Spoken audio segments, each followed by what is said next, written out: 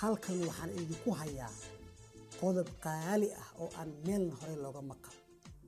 waa sida loo shukaansado naagta aqoon-yahanada ah, feministaha ah, pro-westernka ah, reer galbeedkana jecel.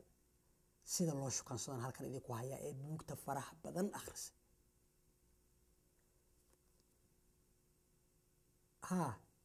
waa midda ugu horeysa. waxaa isweydiin leh maadaama ay qoftani Soomaali ka cararayso halkeed kula kulmi lahayd. waxaa lagu bartaa ama laga ugaarsadaa librariyada waaweyn, weliba kuwa jaamacadaha, xafiisyada Greenpeace oo kale. waxaad kaloo ku arki kartaa goobaha late night-ka jaaska lagu tumo.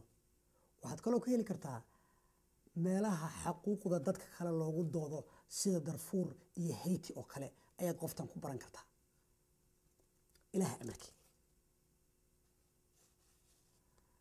markaad barato qoftu dabcan gaari bay leedahay oo way isku tashatay, marka gaarigeeda qaata.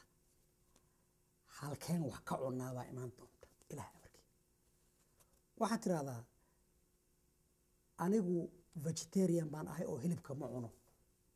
waan ogahay inaad hilibka jeceshihiin, laakiin iska dulqaata oo cawskaas iyo qudradaas lagu hor keenay isku dhub.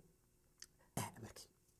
qoftu waa ilbax oo dabcan waxaa iman doonta inay qamri iyo wiski iyo sharaab wax dalbato.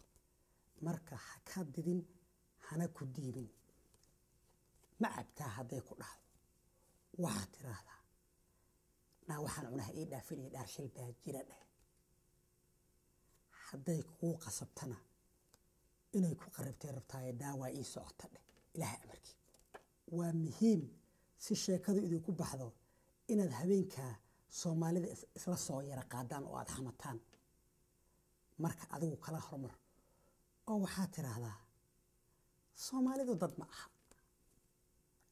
waa barbarian dheh. savageska dhaama waa maala dukaata dheh.